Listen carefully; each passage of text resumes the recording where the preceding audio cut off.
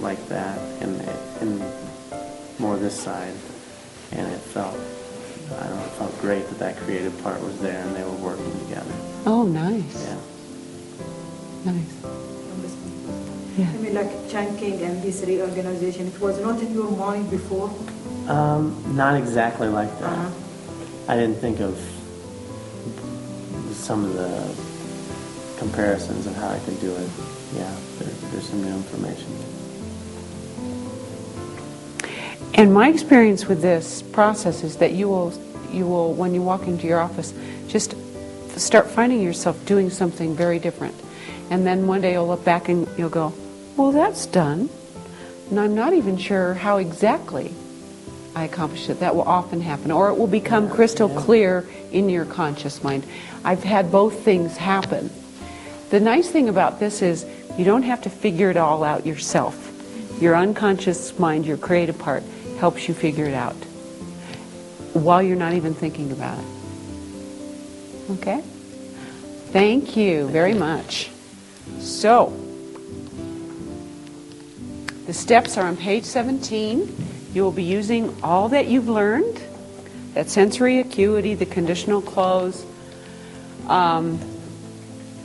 This is in some ways a contextual reframe. You're taking out a behavior and putting another one in the same context, though. Okay? You're adding behaviors to a context. Instead of taking them out, you're taking out the old one for now, filling it full of new ones. Okay? Questions of the process? Let's do, for each person, we're going to have 4 groups. Now how many do we have? 5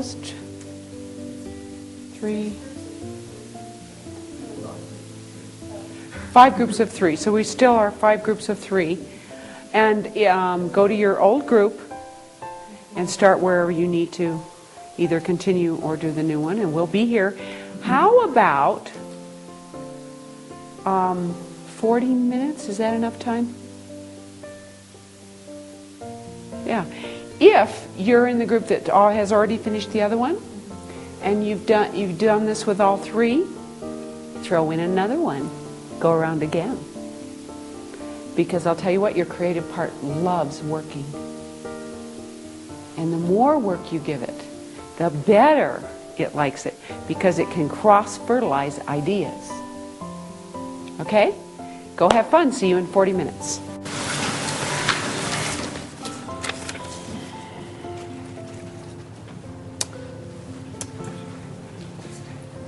So,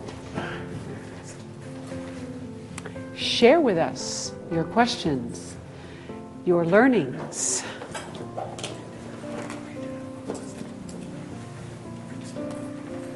Very different than doing it more specifically, isn't it? Mm-hmm.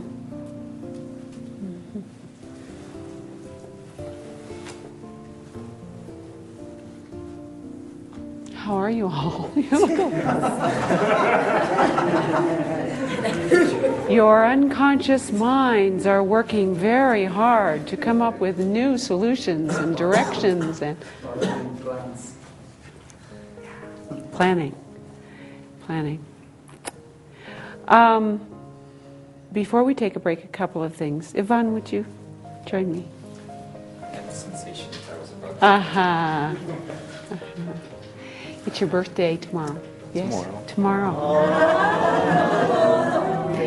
And you just gave yourself a wonderful birthday present that I'm not going to tell them what it was, but I want to congratulate you on it. You were given a task and you succeeded. Okay.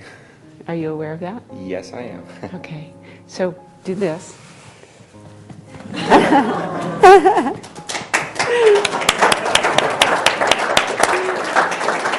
Thank you. Good job.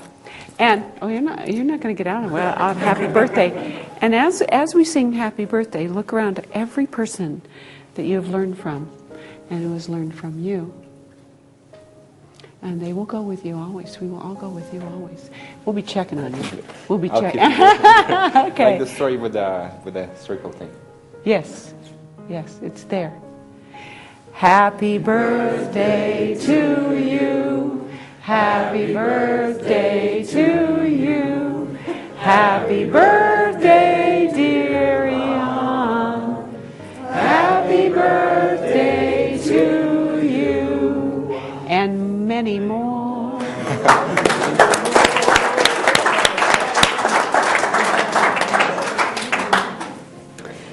One more thing before we go on break, and we expect much more of that, by the way, of you. Yeah. It's so good. You did it so well. We expect more. So, Another tradition for birthday around here? say what? Oh, yes. Thank you. Would you lead it? Okay. Okay. Thank you. Thank you for it. Okay. So, we will let Father Israel lead it. Clap.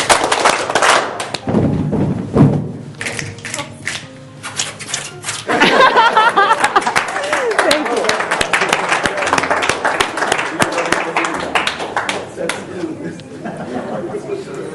You have in your possession a feedback sheet. At the end of every week, we do a feedback sheet. Now look at his face. See that? He needs to be bigger and closer. He needs to be bigger and closer.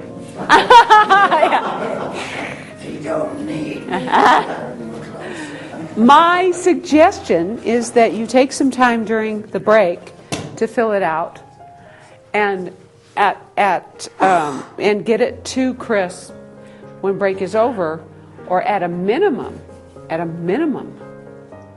when you walk out that door, you are handing it to him, because he's going to be at the door growling if he doesn't have it from you. And his bite is worse than his bark. Okay? All right. Ow. So, how about in 15 minutes we come back and we do the last part of this section on resolving conflict, which adds even more understanding and more tools to your bag in dealing with this. So we'll see you at 3:15.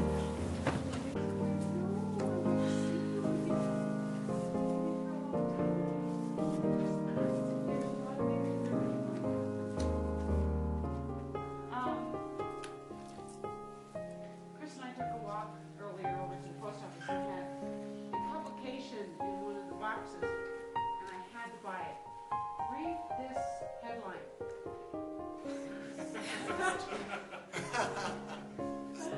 Business tired of being flat.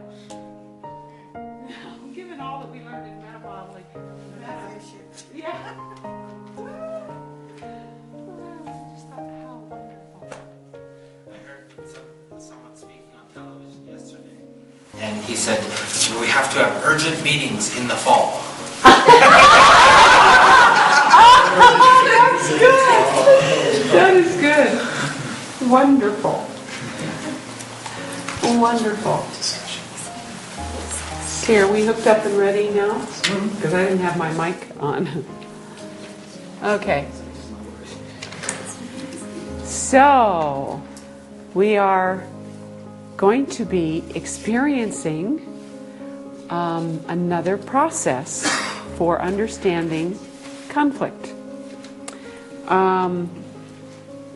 It is called the aligned perceptual position, and it is in, I think, page 18. Is it on page 18 of section 6? I've drawn it a little different.